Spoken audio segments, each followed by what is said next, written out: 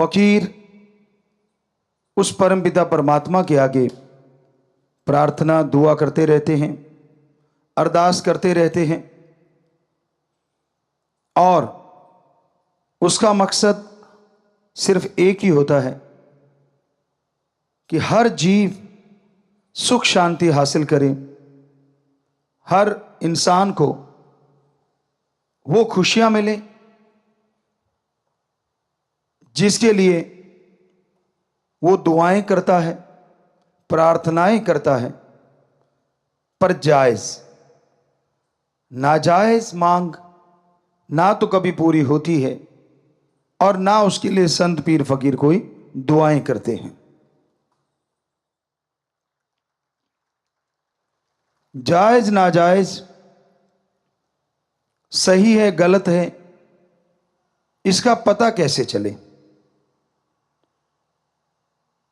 आप अगर सत्संग लगातार सुनते हैं, ये हो ही नहीं सकता कि आपको ये ना पता चले सही मांग कौन सी है और गलत मांग कौन सी है।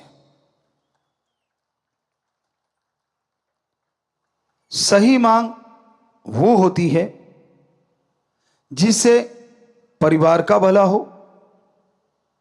समाज का भला हो, देश का भला हो और संसार का भला हो। सही मांग वो भी होती है शरीर का भला हो, आत्मा का भला हो और दिमाग में शांति रहे, संतोष धन आए, मन ना भटकाए, माया ना छलिया बने, काम वासना क्रोध लोभ मोह अहंकार तंग ना करें। ये सारी प्रार्थनाएं जब की जाती हैं तो परमपिता परमात्मा की दरगाह में मंजूर होती हैं।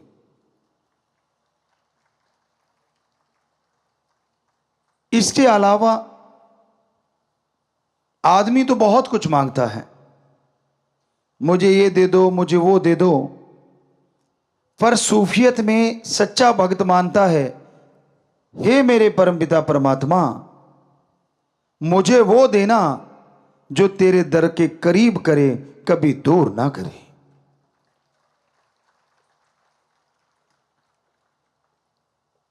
बहुत धन दौलत आ गई लोगों के पास, ऐशो आराम के साधन हो जाते हैं,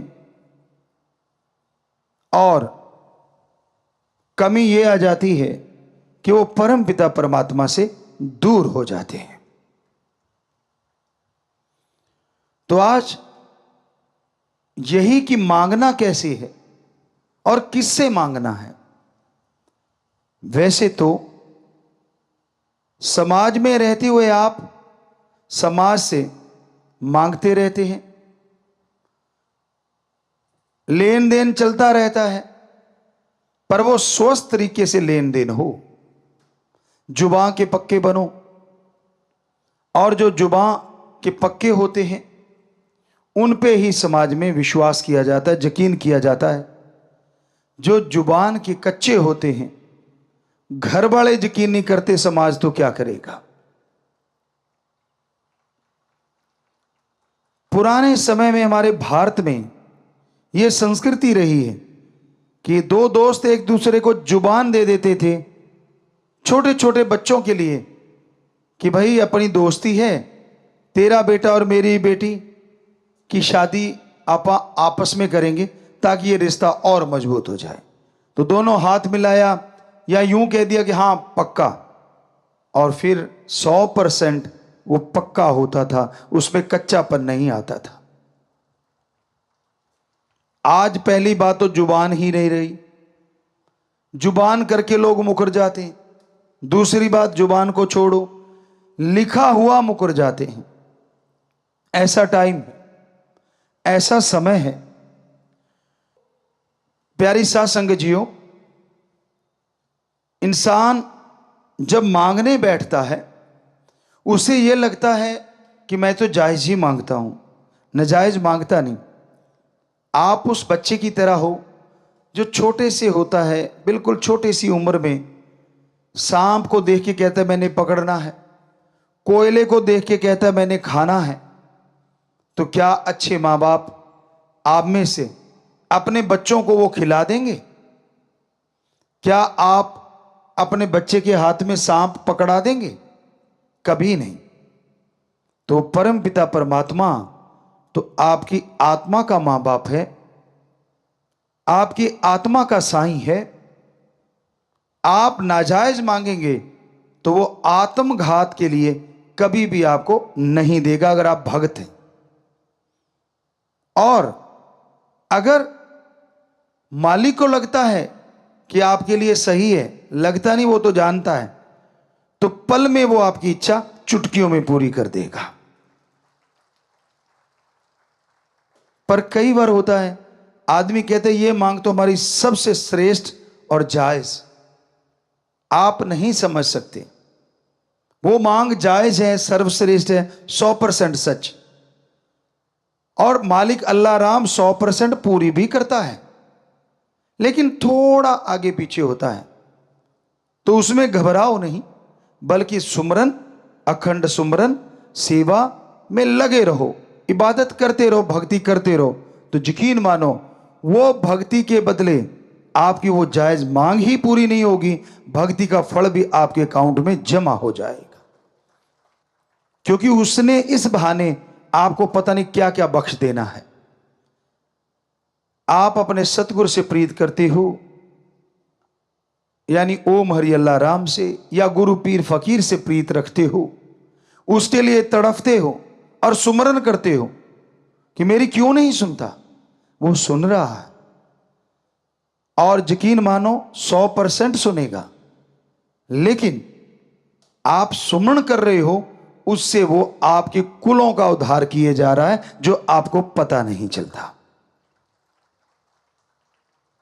आने वाले बुरी वक्त की तपिश से वो आपको बचाए जा रहा है। आने वाली तेज गर्म हवाओं से वो ढाल बन के आपके सामने खड़ा हुआ है। आने वाले बुरे वक्त से सुमरन करवा के आपको वो धुरी का दाना बनाना चाहता है, जिस पे चक्की घूमती है, सारे दाने पिस जाते हैं, लेकिन वो जो धुरी के साथ, वो जो किल्ली के साथ, वो कील के साथ जो दाने लग जाते हैं, जिस पे चक्की घूम रही है, पत्थर उठा के देखो, वो दाने ज्यों के त्यों बच जाते हैं। इसलिए वो आपसे वो सुमरन करवा रहा है। इसलिए आपको कहता है नाम चर्चा में, यानी मालिक के नाम की यहां चर्चा हो। शॉर्ट में बेपरवाह जी ने नाम चर्चा, उसका नाम रखा कि परम पिता परमात्मा के नाम की चर्चा हो। वहां जाके सुनो, फल बहुत मिलेगा। जितना आगे मिलता था उससे सैकड़ों गुना ज्यादा यह फल रोजाना बढ़ता जाएगा। जितना आप रेगुलर होते जाओगे उतना फल बढ़ता जाएगा। आजकल नहीं है जो कि स्कूलों में होना चाहिए। हमारे टाइम में था कि जो सबसे ज्यादा जिसकी हाजिरी होगी स्कूल में, उस बच्चे को अवार्ड दिया जाता, चाहे कॉपी पेन ही क्यों ना हो। आज तो युग बड़ा आ गया, थोड़ा बड़ा अवार्ड भी रखा जा सकता है। तो उस वजह से बच्चे कंपटीशन में आ जाते थे और स्कूल से बंक नहीं मारते थे। फायदा किसका? बच्चों का भी, टीचरों का, प्रिंसिपल, हेडमास्टर का। क्यों? क्योंकि बच्चे लगातार आएंगे, ज्यादा ज्ञान हासिल करेंगे, तो मेरिट होल्डर तो क्या, वो जिले में और हो सकता है स्टेट, देश में भी टॉप आ जाए। आज के युग में हमने देखा बच्चे बंक मार के अपने आप को बड़ा साबित करते हैं कि मैंने इतने बंक मारे हुए हैं। उनको लगता है मैंने बहुत बड़ा काम कर रखा है। ये नहीं पता कि आपने अपने एम के अंदर सुराख कर रखा है। बचपन में एम होता है कुछ बनना, और जब जवानी आती है तब तक बन जाना, और जब अधेड़ अवस्था आती है तब तक बन के सारी खुशियां हासिल करना। लेकिन आज के दौर में ये चीजें नहीं है। तो हमारे वहां बच्चों के एक तरह का गुरुकुल ही है वो, और मां बाप आते थे तो सिखाया जाता था कि जब वो मां बाप का दिन आए, बात बाद में करना, पहले अपने माँ बाप के पांव छूने हैं झुक के। ये इसके पीछे बहुत बड़ी साइंस है, बहुत बड़ी विज्ञान है। आप झुकते हैं तो वो जो पांव को छूना और एक सिर पे हाथ का आना, इसके अंदर बहुत बड़ी साइंस छुपी हुई है। झुकना सिखाता है कि धर्म कहते हैं कि दीनता, नम्रता। आपकी ईगो फिर हार्ट नहीं होगी अगर आप आज झुकना सीख जाते हैं।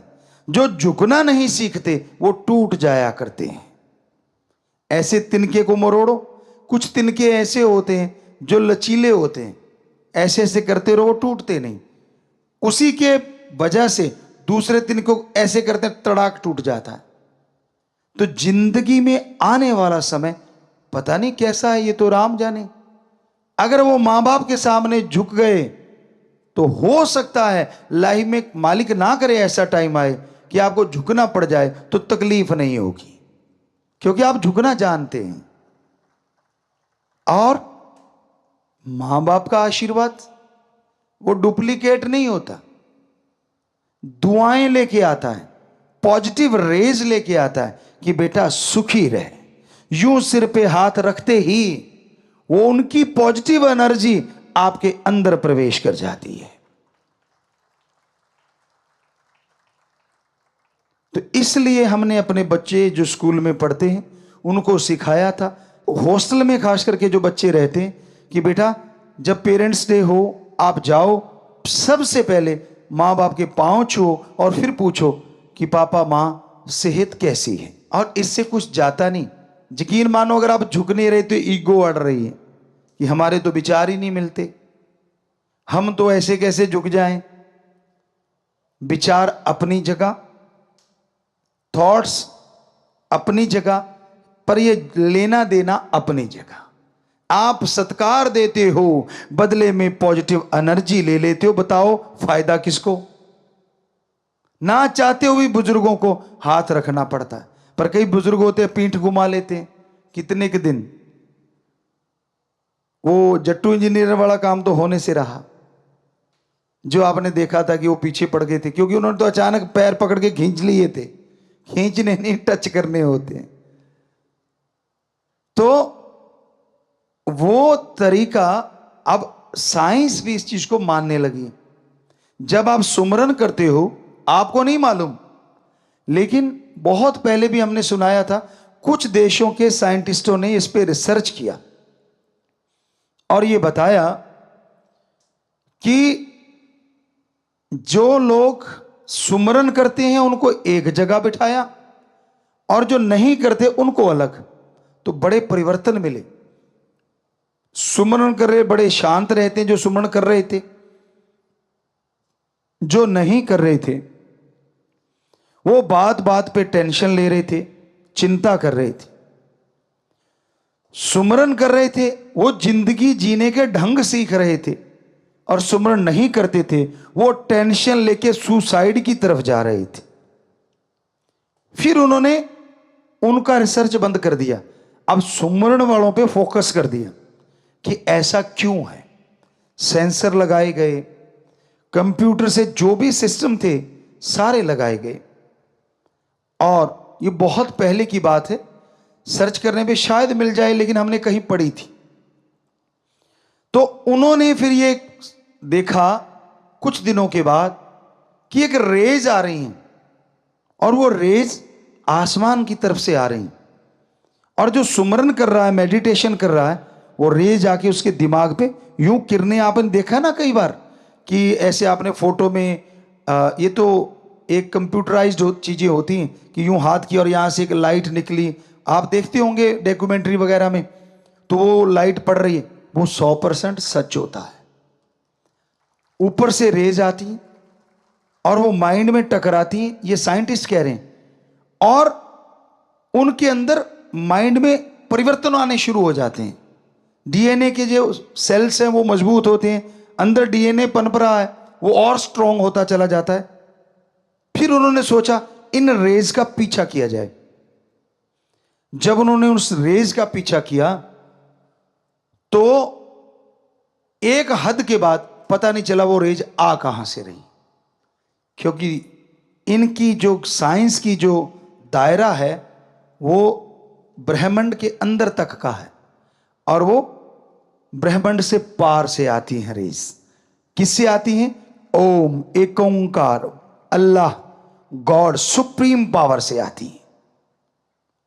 क्या संत पीर फकीर आशीर्वाद देते उससे भी रेज आती? जी हां, आती हैं। क्यों आती हैं? क्योंकि उनका हाथ पार ब्रह्म उस परमपिता परमात्मा से जुड़ा होता है। साइंस के अकॉर्डिंग उनकी सिक्स सेंस हमेशा मालिक से कनेक्ट रहती है। इसका मतलब यह नहीं कि उनकी सिक्स सेंस यहां काम नहीं करती, बल्कि आपसे कई गुना ज्यादा उनकी सिक्स सेंस यहां भी काम करती है। यह कैसे पॉसिबल है? यही वो अनसुलझी पहेली है जिसे साइंस शायद ही कभी सुलझा पाए, पर धर्म सुलझाते हैं। कैसे? संत पीर फकीर जैसे आपको बताया बनाए नहीं जाते, वो पैदा होते। फर्स्ट जब वो आत्मा गर्भ में आती तो परम पिता परमात्मा के अंश तो सारी आत्माएं होती हैं, पर वो उस मालिक से डायरेक्ट उस बॉडी में आती। बाकी जन्म भोग के आती, 84 लाख जूने भोग के आती। पर जो संत आज से पहले हमारे महापुरुष हुए, जितने भी संत सच्चे रूहानी सूफी संत आए, बहुत आए सारे धर्मों में, वो डायरेक्ट उस ओम का अंश होते हैं, ना कि जन्मों मरणों में घूमी हुई आत्मा होते हैं। तो अब पता नहीं 84 लाख जूनियों में कितने बार चक्कर लगा चुकी आत्मा। एक तो वो है मनुष्य के शरीर में, और एक वो है जिसे भगवान ने डायरेक्ट अपना अंश बना के भेज दिया। तो नेचुरली वो जो घूम घुमा के आई है, वो तो संचित कर्म इकट्ठे किए बैठी है। उनको भोगते भोगते कभी गुस्से हो जाती है, कभी सतगुरु राम से भी मुनकर, कभी कुछ कभी कुछ कभी कुछ। पर वो जो संतों की आत्मा इस बॉडी में होती है, वो परम पिता परमात्मा का प्योर और ओरिजिनल वो अंश होती है जो शरीरों में बाकी में गई नहीं, डायरेक्ट मनुष्य शरीर में आती है। इसलिए वो क्योंकि डायरेक्ट आई है तो उसका कनेक्शन भी गर्भ में भी मालिक से डायरेक्ट होता है। बाहर तो छोड़ो, आप कनेक्शन डायरेक्ट है। तो जब वो आशीर्वाद या वो बात कहें या वो आंखों से निहार दें, असर किन पे पड़ता है? इन रेज का। जो झोली फैलाए बैठा है, दीनता, नम्रता जिसके गहने हैं, जो 100% संतों के गुरु के वचनों को मानता है, ना कि नजायज फायदा उठाने के लिए आया, वो नहीं। जो अपने पीर फकीर से दृढ़ यकीन रखता है। इसलिए हमने आपसे हमेशा दो ही तोहफे मांगे, वचनों पे पक्के रहो और दृढ़ यकीन रखो, तो नेचुरली प्रीत बढ़ेगी। और फिर आप देखोगे कि एक नजर भी अगर टकरा गई तो पता नहीं क्या से क्या दिखा दे। ये हमारी कोई औकात नहीं, ये तो उस परमपिता परमात्मा की हम रहमत कृपा बता रहे हैं कि ये उसने किया होता है। वो कौन से शरीर को चुनता है, ये भी उसका काम होता है। तो इसमें हमारा तो कोई काम नहीं रहा ना, किसी भी संत का कोई काम नहीं होता। ये सारा उस ओम सुप्रीम पावर का काम होता है। वो ही बॉडी की रचना करता है, वो ही उस बॉडी में अपना डायरेक्ट अंश भेजता है। हो सकता है ये सवाल कभी ना कभी आप लोगों के किसी ना किसी बहन भाई के दिमागों में आए होंगे, जो आज हम आपको सुना रहे हैं, या आपकी जानकारी के लिए। क्योंकि अंदर तो आता ही है कि हम तो 84 लाख जोन भोग के आए, जोनियों में जाके आए। क्या संत पीर फकीर भी इसी को फॉलो करते हैं? कई बार ऐसी चीजें देखने को मिलती है। मान लीजिए अब संत पीर फकीर किसी को कह देते हैं कि ये बेटा कर लेना, या ये तू बीमार है तो ये ले, ऐसे कर लेना। अब दो चार और खड़े होते हैं, वो कहते हैं यार मुझे क्यों नहीं, इसको क्यों। हो सकता है बिना प्रसाद के वो अपनी निगाहों से तेरा रोग काटते, पर तेरे जची नहीं, तूने उसको उल्टा ले लिया इसलिए वो नहीं कटा। काश उसको इस तरह से ले लेता कि मुझे इसका मतलब ये है कि प्रसाद की भी जरूरत नहीं, उनका नजरे कर्म ही काफी है, तो यूं यूं यूं ठीक हो जाता। तो ये सोचने का होता है। रूहानियत बहुत गहरी है। संतों का कोई भी काम बिना वजह नहीं होता, क्योंकि वो अपने लिए नहीं जीते, वो पूरे समाज के लिए जीते हैं। वो अपने लिए नहीं जीते, परमपिता परमात्मा के लिए जीते हैं। वो उसके गुलाम होते हैं, उसके नौकर होते हैं। इसलिए कई जगहों पे महापुरुषों ने, परमपिता जी दाता रहबर ने पहली बॉडी में भी फरमाया कि परमपिता परमात्मा का काम संतों द्वारा ही सारा होता है। ये बेप्रभा जी के वचन है। तो आज आपको समझ आई ये क्यों होता और कैसे होता है। और बेप्रभा जी के लिए एक वचन हुए थे साईं मस्ताना जी उस बॉडी में, यही हम कहा करेंगे। आप कहते पर्दा रखते हो, अब तो पर्दे पुर्दे तो उठा दिए बहुत सारे। तो उस बॉडी के रूप में बेप्रभा जी ने वचन किए, अपने लिए भी थे उनके, लेकिन किए दूसरी बॉडी के लिए कि इनको देखेगा वो भी तरेगा, इनकी पीठ के दर्शन करेगा वो भी तरेगा, जो बात सुन लेगा फायदा उसको भी होगा, जो मान लेगा उसका तो कहना ही क्या है। साईं जी ने यानी मस्ताना जी रूप की वो बॉडी ने परमपिता शास्त्र नाम जी के लिए वो वचन किए। तो क्या आपकी बुद्धि सीमित है? शायद तंग दिली है आपके अंदर, शायद आपका दिमाग काम नहीं करता।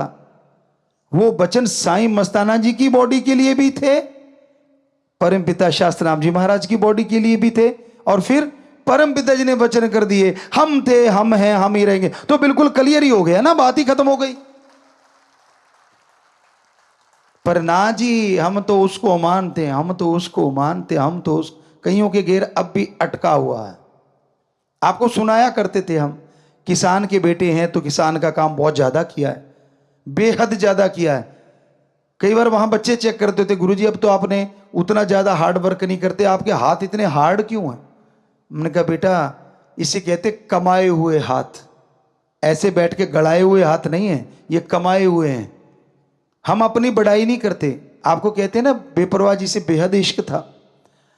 तो एक बार हम आप एक छोटी सी बात बताना चाहते हैं कि वो बॉडी कैसी हो जाती है जो सतगुरु से प्यार करती है।